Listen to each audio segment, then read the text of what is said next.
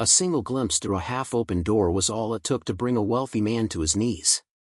Christopher Navarro, a real estate magnate who had built walls around his grief so high that even his own son couldn't scale them, stood frozen in the marble hallway of his own estate. Through the crack in the door, he watched his housekeeper, Sofia, hunched over a vintage sewing machine in the soft glow of the utility room, her calloused hands carefully stitching together a superhero costume for his 8-year-old boy. But it wasn't just any costume. It was a perfect replica of Lumina the Lightkeeper, a character from a graphic novel series that hadn't been in print for over 12 years. A series his late wife had created in secret, pouring her heart into every panel. A series the world had barely noticed before it vanished into obscurity. Why would this simple act of kindness shatter a man who had survived the unsurvivable? The answer lies in a story of hidden sacrifice, a creator's forgotten legacy, and a secret that would change everything Christopher thought he knew about the woman who quietly moved through his home each day. The Navarro estate perched on 3 acres in the exclusive Windmere Hills of Portland, Oregon, a modernist masterpiece of steel and glass that had been featured in Architectural Digest 2 years before tragedy struck. The house was all clean lines and open spaces, designed to blur the boundary between inside and outside, to make you feel connected to the world around you. But for Christopher Navarro, it had become exactly the opposite, a transparent prison where he could see life happening around him but never quite touch it. For years had passed since the night his wife, Dr. Isabella Navarro, a brilliant molecular biologist by day and secret graphic novelist by night, had died in a laboratory fire at Helix Biogen, the research facility where she'd worked. The official report called it an electrical malfunction. A tragic accident. No one to blame. Just bad luck and bad timing. Christopher had tried to move on, the way everyone told him he should. He'd thrown himself into Navarro Property Group with the intensity of a drowning man clinging to driftwood. Morning gym sessions at 5 a.m. to exhaust his body. Conference calls by 6:30 to occupy his mind. Site visits, investor meetings, acquisitions. He'd built an empire on the West Coast, turning struggling neighborhoods into thriving mixed-use developments. His silver-touched dark hair was always impeccably styled. His custom Italian suits were always pressed. His calendar was always full. But his heart was always empty. At 44, Christopher looked like a man who had everything: wealth, influence, a stunning home, a beautiful son. But anyone who looked closely at his steel-gray eyes would see what he tried so hard to hide, a man who was simply going through the motions, waiting for a purpose that never came. His son, Matteo, had become a different child after losing his mother. The 8-year-old had once been a whirlwind of energy and imagination, the kind of kid who turned cardboard boxes into spaceships and believed he could talk to animals. He'd inherited his mother's wild creativity and his father's quiet intensity. But after Isabella died, something in Matteo had dimmed. He attended Westbrook Academy, one of Portland's most prestigious private schools, where he excelled academically but remained distant from his classmates. He came home each day to a house staffed by professionals, a private tutor for homework, a chef who prepared nutritionally balanced meals, a physical trainer who ensured he got exercise. Everything was scheduled, optimized, efficient. Everything except the one thing Matteo actually needed: his father's presence. Christopher told himself he was doing right by his son. He provided the best education money could buy. The best care.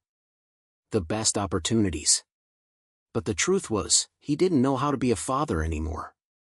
Every time he looked at Matteo, he saw Isabella's eyes staring back at him, and the grief threatened to pull him under again. So he worked late. Left early. Let the staff handle the day-to-day. Let the tutors handle the questions. Let the nannies handle the tears. Father and son lived in the same beautiful house like two satellites in distant orbits, their paths crossing only briefly at breakfast or the occasional awkward dinner where Christopher would ask about school and Matteo would answer in monosyllables before asking to be excused. The woman in the background. Sofia Reyes had entered their lives 11 months ago, hired through Prestige Domestic Services after the previous housekeeper relocated to care for an aging parent. Her file had been unremarkable but solid: 61 years old, 23 years of experience in domestic service, glowing recommendations from 4 previous employers, spotless background check. She was originally from a small town in New Mexico, widowed for 7 years, with grown children who lived back east. She needed the live-in position because, as the agency discreetly noted, she was supporting a daughter through medical school and couldn't afford Portland rent on a housekeeper's salary. Sofia had warm brown eyes that crinkled at the corners when she smiled, silver-streaked black hair she kept in a neat bun, and hands that told the story of a lifetime of labor, strong, capable, marked with the evidence of hard work. She moved through the Navarro house like a benevolent ghost, arriving early, leaving late, keeping everything immaculate without ever making her presence known. She was exactly what Christopher needed. Professional. Unobtrusive. Someone who wouldn't try to fill the void, wouldn't offer platitudes about time healing all wounds, wouldn't look at him with pity. What Christopher didn't know, what he couldn't have known, was that Sofia spent her evenings in the modest studio apartment above the detached garage, surrounded by something that would have shocked him. She was reading comic books. Specifically, she was reading every issue of Lumina, Chronicles of the Lightkeeper, a 12-issue limited series published by Meridian Independent Comics in 2012 to 2013. She'd found them 3 months ago while organizing the storage room in the basement, carefully preserved in archival boxes marked Isabella's personal collection, do not discard. Sofia had opened the first box out of necessity. She needed to catalog everything for the household inventory Christopher had requested for insurance purposes. What she found inside took her breath away. The comics were pristine, each one protected in an acid-free sleeve. The cover art was stunning, a young woman with flowing dark hair, surrounded by orbs of pure light, her expression fierce and vulnerable at once. The creator's signature graced each cover, I.C. Reyes Navarro. Sofia had started reading them that evening, intending to skim through just enough to categorize them properly. By midnight, she'd read all 12 issues twice, tears streaming down her face. The story was extraordinary. Lumina was a scientist who gained the ability to manipulate photons after a laboratory accident, but the real story wasn't about superpowers. It was about grief, loss, and learning to carry light forward even when darkness threatened to consume you. The protagonist, Dr. Elena Luz, struggled with survivor's guilt after her research partner died in the same accident that gave her powers. She had to learn that honoring the dead didn't mean dimming her own light, it meant shining brighter in their memory. The themes were profound. The artwork was breathtaking. The storytelling was sophisticated, mature, brilliant. And yet, when Sofia searched for I.C. Reyes Navarro online, she found almost nothing. A few scattered mentions in comic collector forums. One brief review from a now-defunct independent comics blog that called it a hidden gem that deserved 10 times the recognition it received. The publisher, Meridian Independent, had gone bankrupt 6 months after the series concluded. No Wikipedia entry. No fan community. No reprints or collections. It was as if the creator and her work had been erased from cultural memory. Then Sofia saw the photograph. She'd been dusting Christopher's private study, a room he rarely used but insisted be kept immaculate, when she noticed the framed picture on the mahogany bookshelf. A younger Christopher, probably in his mid-30s, standing on a beach at sunset with his arm around a striking woman with long dark hair and an infectious smile. She was wearing a faded t-shirt with a sketch of a light bulb and the words "Ideas Illuminate" printed on it. Sofia looked closer and felt her heart skip. In the background of the photo, barely visible, was a beach blanket. On that blanket sat a sketch pad, and even from the distance of the photograph, Sofia could make out the distinctive image, Lumina, in mid-flight, trailing light behind her. Isabella Reyes Navarro had been I.C. Reyes Navarro. Christopher's late wife, the brilliant molecular biologist, the woman whose death had shattered this family, had also been the creator of something beautiful and meaningful that the world had forgotten. Sofia stood in that study for 20 minutes, the duster hanging forgotten in her hand, as understanding washed over her. This house wasn't just filled with grief. It was filled with lost legacy. Mateo didn't just need his father. He needed to know who his mother truly was. Not just the scientist who died. Not just the mother he was forgetting, but the artist, the storyteller, the creator who had made something extraordinary. That evening, sitting in her small apartment, Sofia made a decision that would change everything. The innocent request. October arrived in Portland with its characteristic drizzle and the smell of wet leaves. Halloween decorations began appearing in the manicured yards of Windmere Hills, tasteful, of course. Elegant pumpkins. Sophisticated string lights. Nothing garish or excessive. Westbrook Academy sent home the annual notice about the Halloween costume parade and fall festival. It was a major event, complete with a costume contest, performances, and a fundraising gala for parents that evening. Most families, Sofia knew from overhearing staff conversations, hired professional costume designers or purchased elaborate custom pieces from boutique shops. Christopher had already instructed his assistant, Veronica, to handle the Halloween thing for Mateo. Order something appropriate. Batman or a pirate or whatever 8-year-olds wore. Include the receipt for his records. But Mateo had other plans. It happened on a Tuesday evening. Christopher had actually come home for dinner, a rarity, because a conference call had been cancelled. The chef had prepared pan-seared salmon with roasted vegetables. They sat at opposite ends of the long dining table, the space between them feeling like miles. "How was school?" Christopher asked, scrolling through emails on his phone. "Fine," Mateo replied, pushing asparagus around his plate. "Anything interesting happen?" "Not really." The silence stretched. Christopher tried again. "Your teacher sent a note saying you did well on your math assessment." "Yeah." More silence. Christopher returned to his phone, relieved that he'd fulfilled his fatherly duty of conversation. Then Mateo's small voice broke through. "Dad, can I ask you something about Halloween?" Christopher looked up. "The costume?" "Veronica's handling it." "You'll have something good, don't worry." "I don't want Veronica to handle it." Mateo's voice was quiet but firm, an unusual display of will from his normally compliant son. Christopher set down his phone, giving Mateo his full attention for the first time that evening. "Okay. What do you want?" Mateo took a breath, his small hands gripping his fork tightly. "I want to be Lumina the Lightkeeper." The name hit Christopher like a physical blow. His entire body went rigid. The fork in his hand clattered against his plate. "What did you just say?" "Lumina," Mateo repeated, looking nervous now but determined. "She's from Mom's comics. Sofia showed them to me. She found them in the basement and she said they were really special and that maybe I'd like them. And Dad," the words came faster now, tumbling out with a child's desperate enthusiasm, "they're so cool. Mom made them.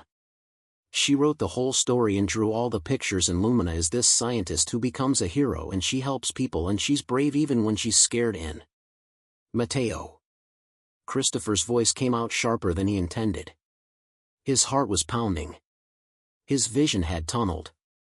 "Who gave you permission to go through those boxes?" Mateo's face fell. "Sofia said." "Sofia had no right." Christopher stood abruptly, his chair scraping against the floor. "Those are private." "They're not," his voice cracked. He couldn't finish the sentence. Mateo's eyes filled with tears. "But they're Mom's. Don't you want me to know about what Mom made?" The question pierced through Christopher's armor like nothing else could have. He looked at his son, really looked at him, and saw not just Isabella's eyes but her spirit. That stubborn creativity. That need to connect with something beautiful and meaningful. Christopher sank back into his chair, suddenly exhausted. "Mateo, those comics, your mother worked on them for years. They meant a lot to her. But the world wasn't ready for them. The publisher went under. People didn't understand what she was trying to create. Bringing them up now, he struggled to find words. It hurts. Do you understand? But I want to remember her," Mateo said, his voice small and broken. "I'm forgetting, Dad. I'm forgetting what her voice sounded like. I'm forgetting her face except for pictures. But when I read Lumina, I feel like I'm with her again. like she's telling me a story. Please don't take that away. Christopher felt something crack open in his chest, something he'd kept sealed for 4 years. His son was forgetting. And he, in his grief, had been letting it happen. Had been encouraging it, even, thinking it was better to move forward than to dwell on what was lost. You really want to be Lumina for Halloween? He asked quietly. Matteo nodded, wiping at his eyes. Okay, Christopher said, the word feeling like surrender and salvation at once. Okay. I'll figure something out. The discovery. That night, Christopher couldn't sleep. He stood in his home office at 2 a.m., staring at the photograph of Isabella on the beach. He'd taken that picture in San Diego, just 3 months before she died. They'd driven down for a weekend away, one of the few times she'd unplugged completely from the lab. She brought her sketch pad, as always. She'd been working on issue 11, the climactic battle where Lumina finally confronts her grief and realizes that her partner's death wasn't a tragedy to overcome but a light to carry forward. This is the important one, she'd told him, her eyes bright with creative fire. This is where Elena learns that you don't honor the dead by living in darkness. You honor them by shining brighter. Christopher had kissed her forehead and told her it was beautiful, but he hadn't really understood. He'd been proud of her hobby, supportive of her creative outlet, but he'd never truly grasped how much of her soul she'd poured into those pages. Now, for years later, he finally understood. Because he'd been living in exactly the darkness Isabella had written about. And his son had been trapped in that darkness with him. He pulled out his laptop and searched for Sofia's employee file. She'd listed prior work experience in theatrical costume design before transitioning to domestic service after her husband's death. The reference from the Ashland, Oregon Shakespeare Festival was glowing. Sofia's attention to detail and ability to bring a designer's vision to life is unmatched. Her departure is our loss. Christopher closed the laptop and sat in the darkness, thinking. The next morning, he came home early, something that surprised his entire staff. He told Veronica to clear his afternoon calendar. He needed to be home. At 3:45 p.m., he stood in the hallway outside the utility room on the second floor, having followed the distant sound of a sewing machine. The vintage singer that Isabella had bought at an estate sale years ago, claiming she wanted to learn to make her own costumes for her characters, to better understand how fabric moved and draped. She'd used it exactly 3 times before getting too busy with the lab. Christopher approached the utility room door, which was slightly ajar, and looked inside. What he saw stopped him cold. Sofia sat at the sewing machine, completely absorbed in her work. A bright work lamp illuminated the table, where pieces of silver, blue, and luminous white fabric lay in carefully cut patterns. She was stitching together what was unmistakably Lumina's iconic costume, the form-fitting bodysuit with the geometric light patterns, the flowing cape that seemed to move like liquid light in the comics. Beside her, propped open on a makeshift stand, was issue 6 of Lumina, open to the double-page spread where the hero stands triumphant against the darkness, her costume rendered in Isabella's most detailed artwork. Sofia was recreating it. Perfectly. From memory and from the source material. Christopher watched, transfixed, as she carefully attached the chest emblem, a stylized starburst surrounded by concentric circles. She'd somehow found or created the exact metallic fabric that would catch light the way Isabella had drawn it. The cape was a gradient of blue to white, with tiny LED fiber optics woven through it that would actually glow.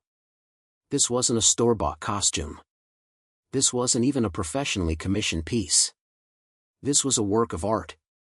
A tribute. A love letter to a creator the world had forgotten. Sofia's weathered hands moved with practiced precision, each stitch deliberate and careful. She was humming softly, something in Spanish, a melody Christopher didn't recognize but that somehow felt like a prayer. She paused to examine her work, holding up the chest piece to the light. A small smile crossed her face, satisfaction at work well done. Then she looked back at the comic, comparing her creation to Isabella's original vision. Perfecto, she whispered to herself. Just like you drew it, Mija. The word, mija, a term of endearment in Spanish, hit Christopher like a thunderbolt. The way she said it, with such tenderness, such familiarity. As if she were speaking to someone she knew. Someone she loved. Christopher felt his eyes burning. His vision blurred with tears he'd been holding back for 4 years. His hand came up to his mouth as a sob tried to escape his chest. This woman, this housekeeper he'd barely spoken to beyond scheduling and household matters, was doing something he'd been too broken to do. She was keeping Isabella's memory alive.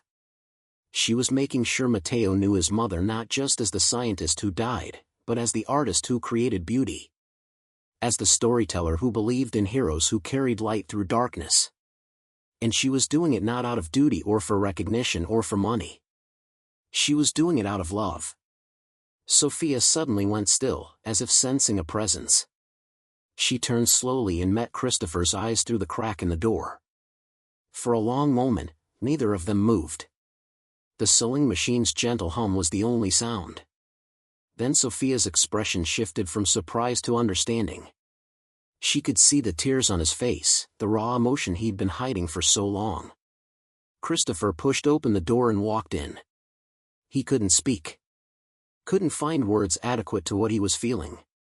So he just stood there, a powerful man reduced to silent tears, staring at this woman who had somehow seen what he couldn't.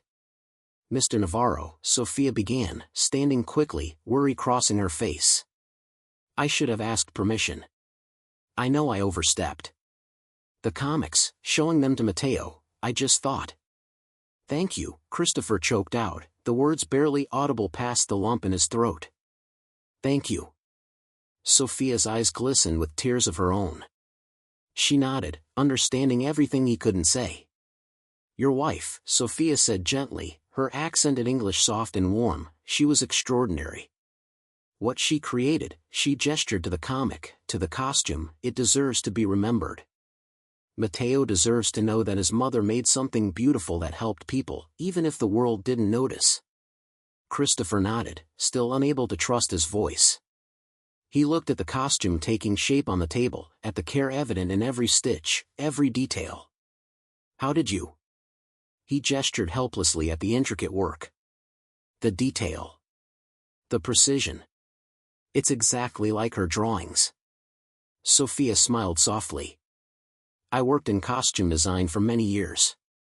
At theaters, at the Shakespeare Festival in Ashland. I dressed Hamlet and Lady Macbeth in Prospero." She touched the fabric gently. "But this is different. This is not just a costume.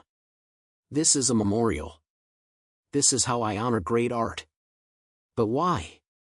Christopher's voice cracked. "You didn't know her. Why would you spend your own time, your own money on materials, your own energy to do this for a stranger's child?" Sofia met his eyes directly, and Christopher saw something in them that made his breath catch. Sadness. Recognition. And something else, something that looked like guilt.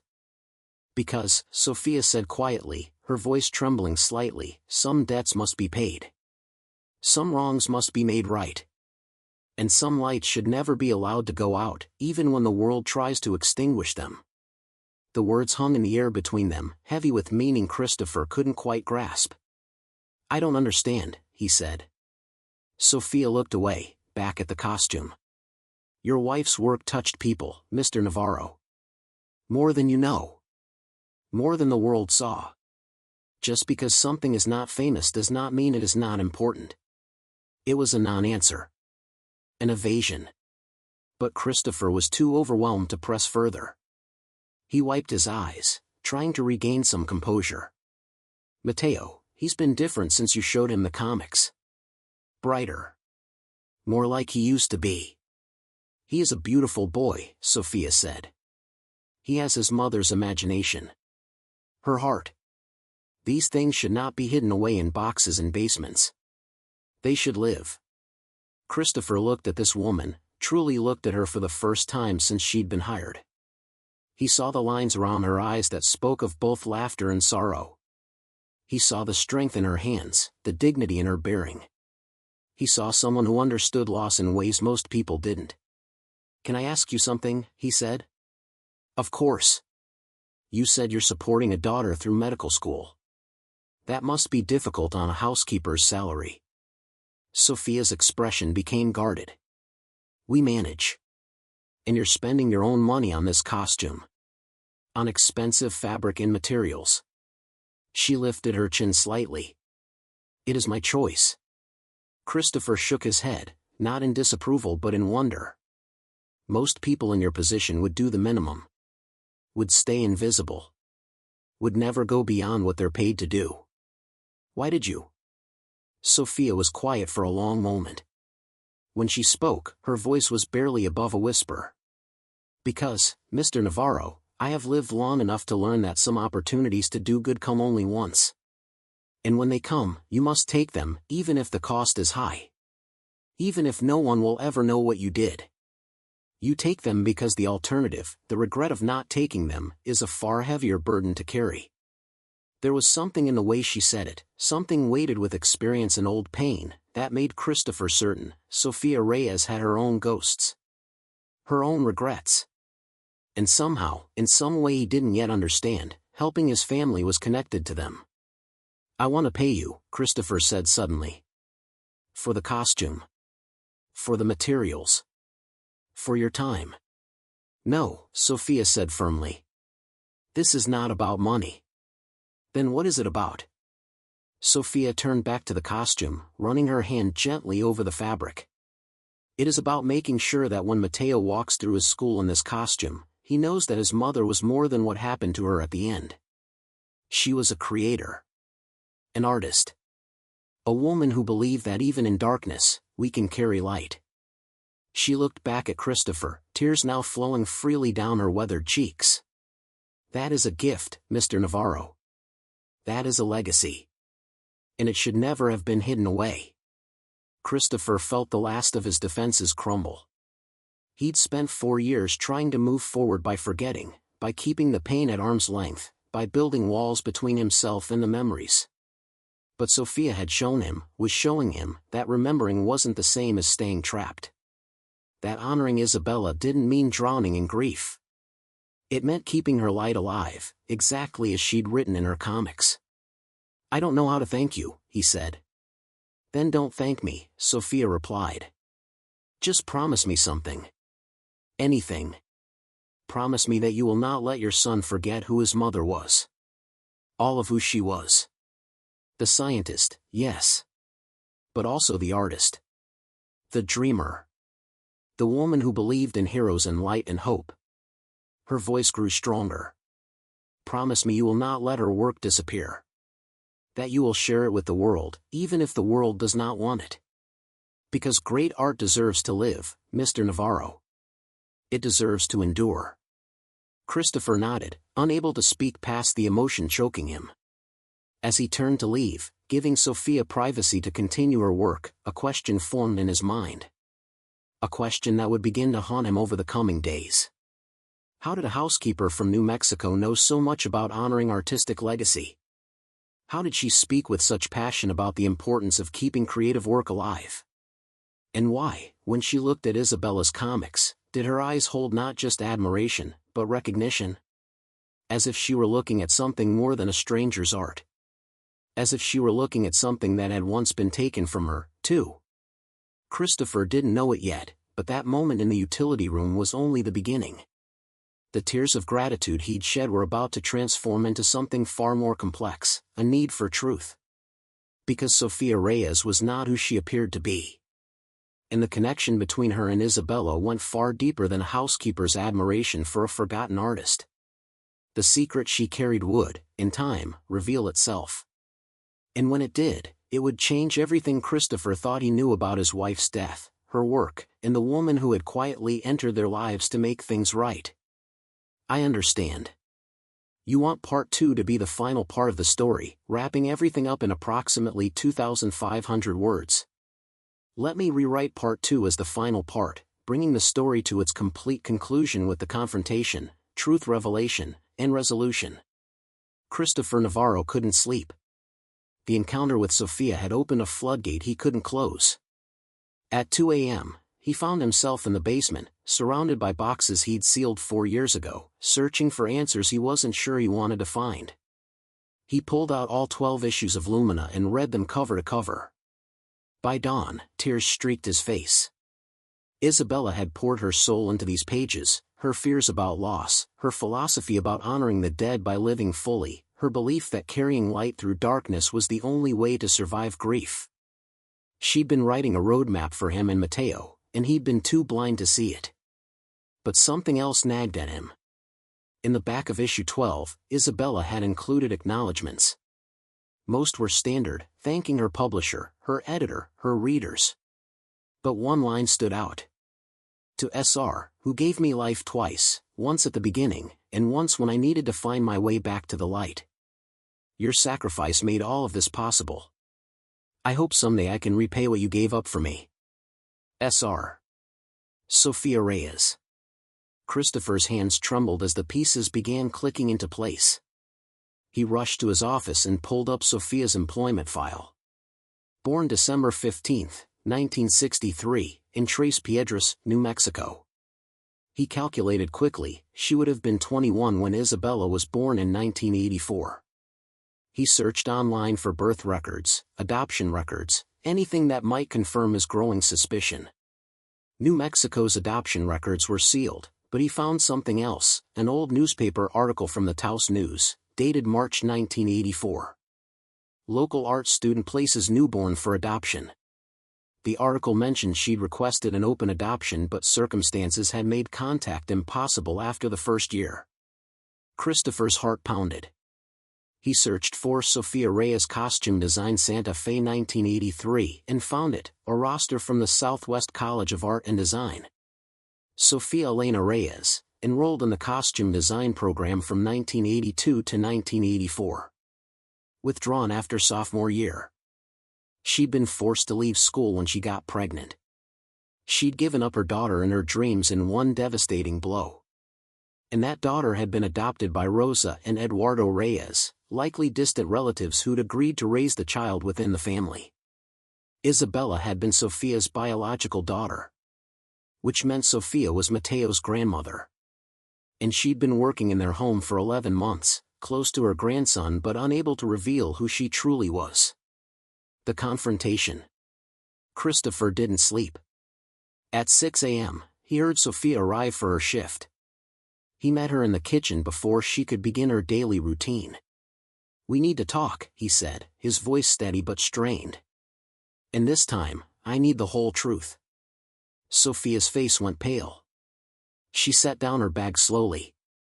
Mr. Navarro. You're Isabella's biological mother. The words hung in the air like a thunderclap. Sofia's composure crumbled instantly. She gripped the edge of the counter to steady herself, tears already flowing. How did you? She whispered. The acknowledgement in her comic. The timeline. The costume design program you left. It all fits.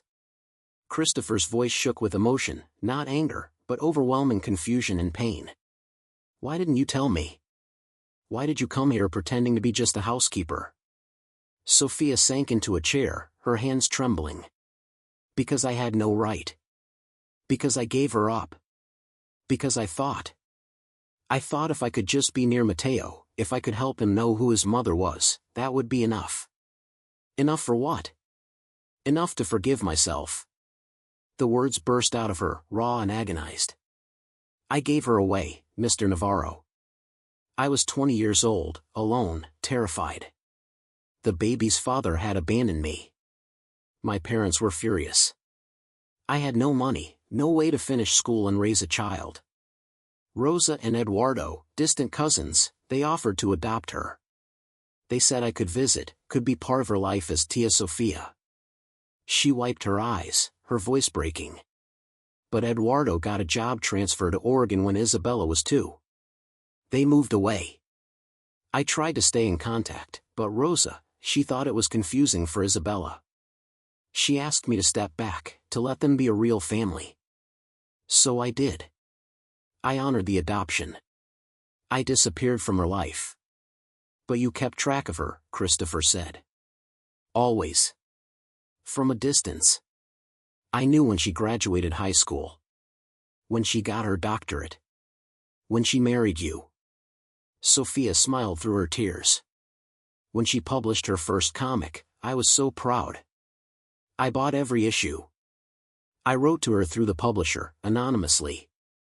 I told her how much her work meant to me. Christopher remembered the fan mail. A grateful reader. That was you. Yes. I couldn't tell her who I was, but I could tell her that her work mattered. That she was making a difference. Sofia's face twisted with grief. And then Rosa died. I went to the funeral, stayed in the back, left before anyone noticed. I thought maybe after Rosa was gone, I could reach out to Isabella. Tell her the truth. Build a relationship. But then Isabella died, Christopher finished, his own voice thick with tears. Yes. 2 years later, the fire. I saw the obituary. I came to Portland for the funeral, but I couldn't bring myself to go inside. I stood across the street and watched you and Mateo, this beautiful boy who was my grandson, and I knew. I'd lost my chance forever. She looked at Christopher, her eyes pleading for understanding. For 3 years, I lived with that regret. I worked whatever jobs I could find, saved every penny to help my other daughter, Elena, from my marriage to Miguel, get through medical school. And I watched Mateo from afar, through social media, through whatever scraps of information I could find. And then you decided to apply as our housekeeper. I saw the job posting. Prestige Domestic Services was hiring for your home. I thought, maybe I could at least make sure Mateo was okay. Make sure he was happy. I never planned to tell you. I never planned to tell him.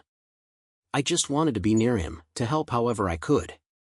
Christopher sat down across from her, his mind reeling.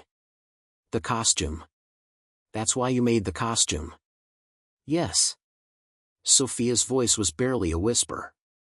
When I found Isabella's comics in the basement, I realized you'd hidden them away. Mateo didn't know about his mother's beautiful work. He didn't know she'd created something that helped people, that mattered. And I couldn't bear it. I couldn't let her be forgotten. She looked up at Christopher, tears streaming down her weathered face.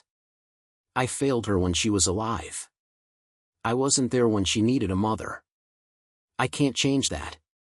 But I could do this one thing, I could make sure her son knew who she really was. I could make sure her legacy lived on. The choice. Christopher sat in silence, processing everything. Part of him felt betrayed, she'd come into his home under false pretenses. But a larger part of him felt something else, profound gratitude mixed with shared grief. You should have told me, he said finally. I know. I was afraid. Afraid you'd send me away. Afraid Mateo would hate me for giving his mother up. Afraid I didn't deserve to be part of this family. Did Isabella ever know? Did she know you were her biological mother? Sofia shook her head. I don't think so. Rosa promised to tell her when she turned 18, but Rosa died before that happened.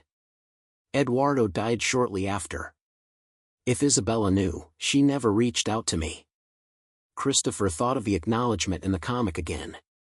To SR, who gave me life twice. Maybe Isabella had known, or at least suspected. Maybe that's why she'd included that message, a way of reaching out, of saying thank you to the woman who'd given her life and then let her go. Mateo needs to know, Christopher said.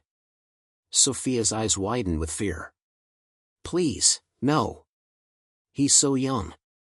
He'll hate me. He won't hate you. He loves you. Christopher's voice was gentle but firm. Sofia, you've been more of a grandmother to him in 11 months than anyone else could have been. You listen to him. You care about what he thinks and feels. You're helping him remember his mother in ways I couldn't. But I gave her away. You made an impossible choice when you were barely more than a child yourself. You gave Isabella to people who could give her the life you couldn't. That's not something to be ashamed of. That's sacrifice. Sofia covered her face with her hands, sobbing. Christopher reached across the table and took her hand, the first real physical contact they'd had beyond formal handshakes. "You came back," he said. "You came back to make things right. To honor her memory. To help her son. That matters, Sofia. That means everything." The truth revealed. That evening, Christopher asked Matteo and Sofia to join him in the living room. Matteo clutched his newly completed Lumina costume, eyes bright with excitement about wearing it to school the next day. "Buddy, I need to tell you something important," Christopher began. "It's about Sofia. And about your mom." Matteo looked between them, confused. "Is Sofia leaving?" "No," Christopher assured him. "Actually, it's the opposite. Sofia is, she's family. She's your grandmother."